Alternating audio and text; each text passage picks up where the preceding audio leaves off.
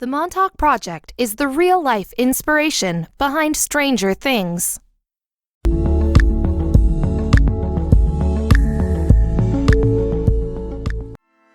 In any good relationship, trust is earned. Though Americans have been burned too many times before to believe the government. We live in an age where conspiracy theories don't just run rampant, they're quickly adopted as public belief, particularly when the theory in question is colored with just enough potential truth.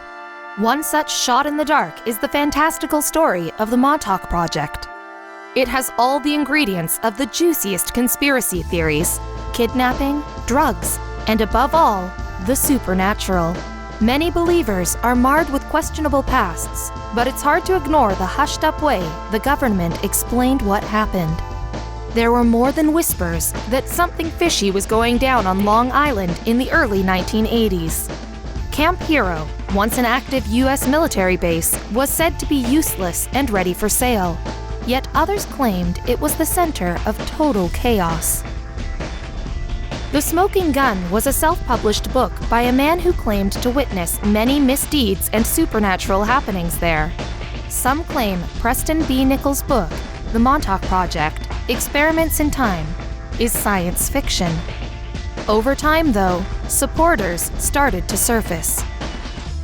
Preston's book detailed recovered memories from his time as a witness and participant in two major conspiracy theories surrounding government operations: the Philadelphia experiment and the Montauk Project. The picture he painted was more than grim.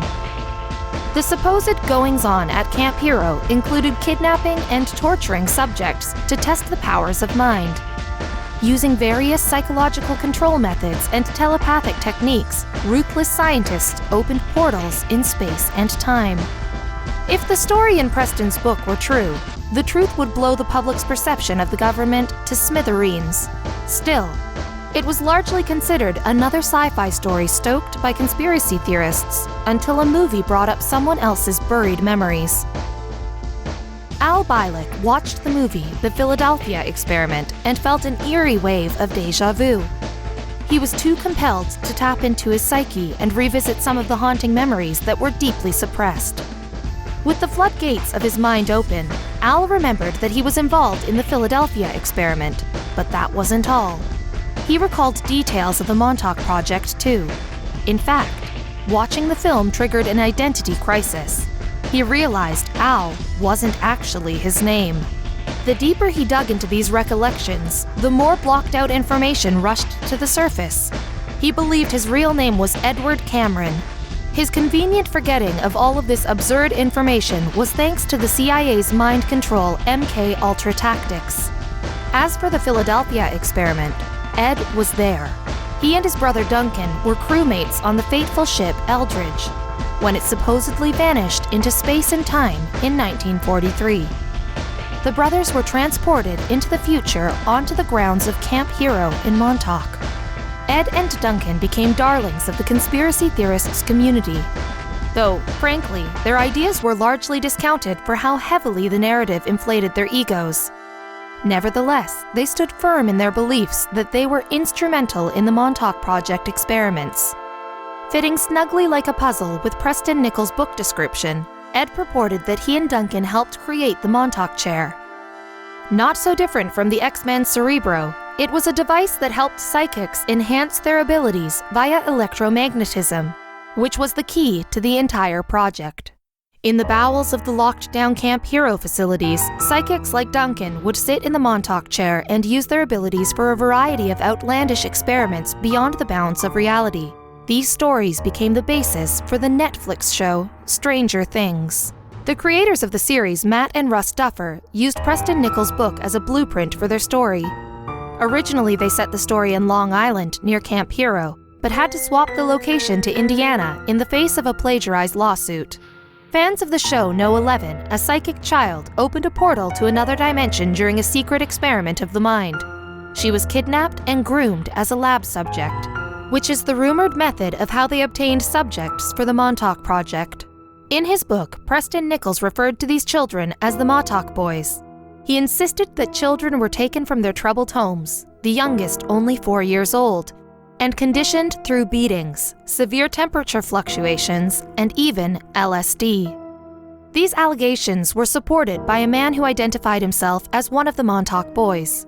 Stuart Swerdlow claims to be clairvoyant with the ability to see energy fields and read DNA sequences and mind patterns. Skills he honed for 13 years in the Montauk Project. Despite the chaos of the same accusations from different sources, there were a lot of far-fetched theories tossed into the mix. Stuart believes he and other recruits traveled to Mars periodically, as well as back to biblical times. All of this abuse-fueled psychic research finally came to an end in a way that was very similar to what played out in the Netflix series. According to Nichols' book, it all came crashing down with the arrival of a monster. When Duncan was in the Montauk chair, channeled into the recesses of his psychic mind, someone whispered in his ear, "The time is now." Suddenly, a monster appeared first on the transmitter screen. Then it materialized in the real world, wreaking havoc on the lab. The military denies the project ever existed, but that's the same line they gave about dabbling into mind control. It's now known as a fact that the CIA led a massive mind control project through drugs, abuse, and torture called MK Ultra. Whether the Montauk Project actually happened is still hotly contested. People flock to Long Island to see the boarded-up remnants of Camp Hero, the bottommost levels of the structure long ago filled to the brim with cement. Most of the facility is open as a state park, but armed guards are still spotted at Camp Hero. It makes you wonder what else is hiding in plain sight. One wrong turn down a government rabbit hole can reveal a lot of darkness.